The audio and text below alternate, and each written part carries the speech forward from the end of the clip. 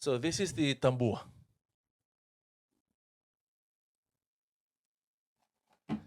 Tambua is a whale tooth from the lower jaw of sperm whales, which have about 50 such teeth, about an inch apart, embedded into a massive jawbone in a straight line. All about 10 of them, 7 or 8 inches in length, suitable for Fijian ceremonial use. Tambua are the most valuable of ceremonial presentation goods for Fijians. Such goods are referred to as a kamunanga, a Fijian version of wealth. In ceremonial presentations, 10 tambua were counted as one vulo. This is a form of counting the wealth that is being presented. Previously, tambua in Vitilevu were reportedly carved of wood, specifically of mbua in the approximate shape of a plantain or the woody. No such ancient artifact has been collected other than the wooden ones in fairly modern times, substituted for the genuine article to be placed in the chiefly graves. Stories tell that the wooden tambua was polished and colored with the sap from the fruit of a candlewood tree, the laudi or the sikevi. Before the tambua, most coastal parts of Fiji used the poisonous species of conch shell for presentation, just as a whale tooth would be used today. This species of conch shell is called the va in Fijian, also known as sawanga in many parts of Vanuatu. This type of conch shell can grow up to 9 inches in length. There were no early informations or documents of the usage of this shell as a revered presentation item, and none used as such have been preserved in a museum. It is impossible to know much at all of these previous customs. Tongan themselves never used whale teeth in any ceremonial function. They traded them in Fiji for sandalwood used to scent their coconut oil. Tongans and commercial whalers introduced whale teeth in Fiji probably in the 1700s after whaling ships arrived in the South Seas hunting whales for whale oil to fuel lamps in the United States and Europe.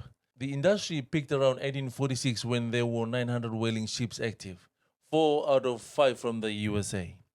In 1853, 8,000 whales were killed for oil, but by the end of that decade, the industry declined sharply when oil began to be supplanted by kerosene for fueling lamps. This was an innovation from the United States. Whalers introduced a few huge walrus teeth, which were used with the same purposes as sperm whale teeth.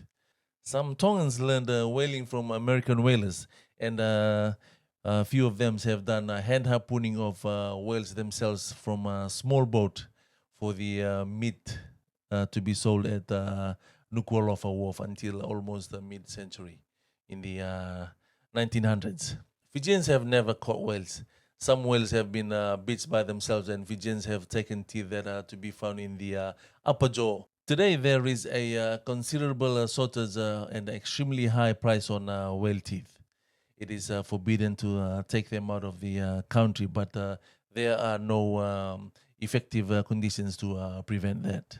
The best teeth are oiled and polished, protected by wrapping, becoming an attractive yellow brown in color that is prized and referred to as tambuandamu. Tambuandamu is a whale tooth that is highly valued for being smoked into a deep tan color. This was a former practice of Tongans in Fiji. Smoke is from a smoldering fire of native sugarcane or sweet tubers of the indigenous Masawe or the Vasili. To preserve the color, the tooth was oiled with coconut oil and kept away from the sun, wrapped in a bark cloth or the masi. Tambua may be boiled with the roots of kura to give the desired rich tan color. A turmeric or the dango was also used for its yellowish color.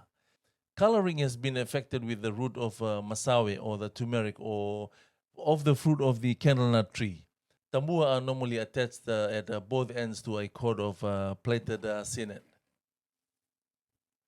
Presentation is always done with a fairly elaborate ceremony, holding the cord away from the tooth and kneeling before the recipient.